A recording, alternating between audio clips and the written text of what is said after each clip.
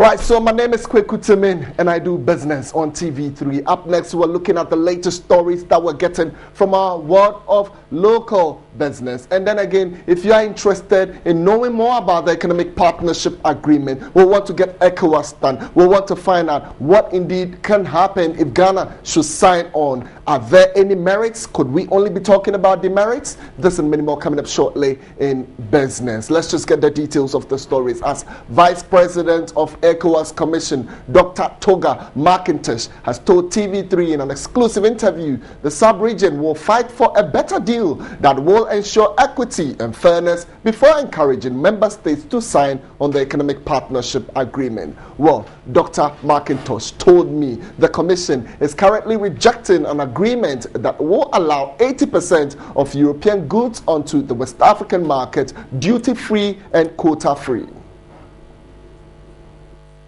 Vice President Kwesi Amisa Arthur, after attending an ECOWAS extraordinary summit in Dakar on Friday, said Ghana is not taking an isolated decision on the Economic Partnership Agreement, but would be guided by the collective position reached by the Economic Community of West African States.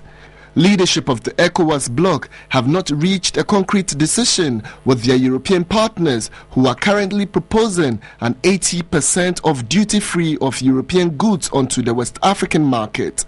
Vice President of the ECOWAS Commission, Dr. Toga McIntosh, said the regional bloc has a better proposal. Our partners, the Europeans, are talking about they want 80% of all of our goods tied to the particular agreement. We in Africa, after months of discussions and looking at each other's economies and the implications on our respective economies, we are negotiating for a 70% line. This is the area. They're holding on to 80, we are holding on to 70. The government of Ghana in 2007 initialed the EPA to allow 80% of European goods onto the Ghanaian market duty-free, and Ghana was in turn given 100% access to the European market. Founding president of Imani Center for Policy and Education, Franklin Kujo, said instead of harboring fears in signing the EPA agreement, Ghana should question what the country stands to gain by fully signing the EPA agreement. If you're going to trade with Europeans and they're saying that somehow would allow some of your goods to come in, you have got to figure out exceedingly how that arrangement will benefit you. I am saying that every country, every regional bloc looks for its interest. They are proposing. It is up to you to decide what you want. If you want to chase traders out of your country because you want to do tabletop businesses, then it tells you what you want. But if you want to engage in high-scale, sophisticated supply chain management of a product like cocoa or cashew or vegetables, then you have a much better prospect with taking on European technology.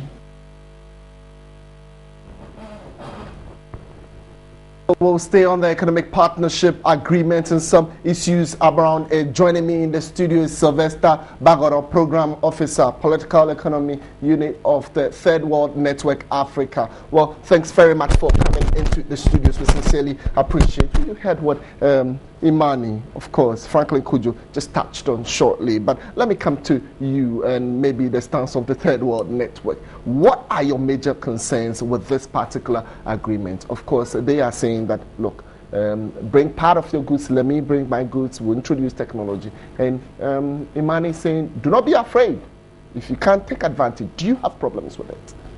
You have to look at the logic of the agreement. And the logic of the agreement is based on what the European Union have done over the years.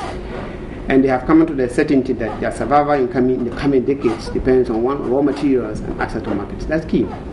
So it's based on the strategy of the European Union. That's why they're proposing the Economic Partnership Agreement.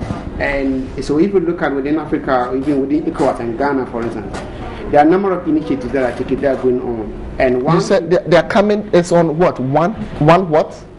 If we look at, let me take Ghana for instance, or ECOWAS, or Africa, the whole continent. There are a number of initiatives that are coming up, and then the logic of those initiatives contradict what the EPAS is talking about. So, for instance, the European Union is looking for ways and means of getting a firm grip of continental resources in terms of raw materials to power the industries. You're also in the country, you want to set up industries, you want to process your raw materials and export. So we can see that while the European Union is looking for raw materials, you are looking for the space within which you can also add value to your raw materials. So do you think the two can go together? No, because you need one policy space to be able to do that. And for instance, in Ghana, we normally talk about local content. Within the WTO, we have actually given up the right in terms of forcing companies to go into areas that we think are good for us. But the only tool that we have left now is a tariff policy. And a tariff policy, what you can do is, so if you have a company that is setting up in Ghana, and the company is importing raw materials into your country, within the WTO, it might be difficult for you to stop that company. But what you can do to use the tariff to raise the price of the imported goods, so the company in Ghana will be forced to go for the local product. So you think the consequences will be dire for us if we should go ahead and sign full to the EPA? You see, no matter from every angle you look at this EPA, you look at the results are very bad for the country. And we are not saying that we're going to call Taiwan network. If you look at the African Union, the study they have done, and even the UN Economic Commission for Africa, all the studies they have done, and they pointed to the fact that EPAs are not good for Africa. But Goro, you've not considered the fact that, look, your raw materials are going bad anyway. You have tomato gluts every now and then. Maybe from the part that you come from, yam has still not been well packaged till today. He says, look, yes, I need your raw material, and I have good market for it. I have good money for it. Let me come in and pick part of it. What are your concerns? I started by saying that you need to understand what kind of, if you are going to a negotiation, what is your strategy for that? That's one thing. And so the European Union, all that they are clear in their minds, they want to take control of resources, they want to take control of services, they want to take control of a lot of resources in Africa. That is clear from that side. Now, you as a country, I mean, if you take ECOWAS, for example, as a bloc, you want to add value to your products and all that. But before you can do that, you need what I call the policy space to be able to deploy instruments that can be to your advantage. So once you do away with those ones, then all that you need to do is to sit down and watch imports from Europe flood your market. That's one aspect of it.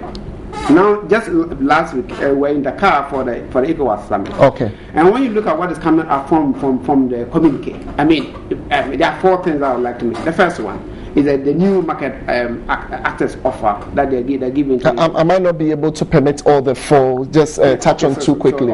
And then. So if you look at the new market access offer, they're not saying that we are moving from 70 to now 75, even 75. Yeah. Now, there are so many things with that, the process issues and the substance. In terms of the process, the Commission is actually pushing the region to go for 75. And so they came to Ghana in February this year. And they were not able to convince the experts. And so they left for Cape Verde to convince the trade minister, couldn't convince them. And they went back to Abuja and called what they call the Council for Ministers, the foreign ministers. Strangely, they accepted that offer. And that's why the head of state actually adopted in Senegal. Okay. So they are tactically finding their way through. Yes, so there's a because of time, I have this crucial question. What happens if Ghana fails to sign?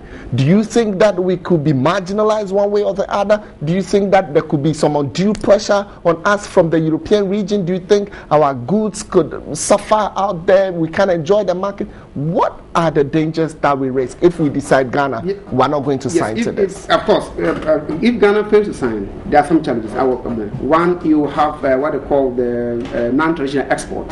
So for your cocoa paste, and not the beans, the paste. The beans will enter European market duty-free, quota-free. They want your beans to process, so that one will enter. But then you have a challenge with the cocoa paste, and that one try the tariff about 2 to 6%, and the fruits and vegetables also about 4 to 6%. But we have studies from the Commission for Africa to point to the fact that the amount of revenue that you will lose will be about 370 million annually, and the duties that the companies will pay will be about $51.9 million. Okay. So on that narrow fiscal balance, so that the most important thing for you as a government is to know, look, I'm going to lose that revenue if I sign.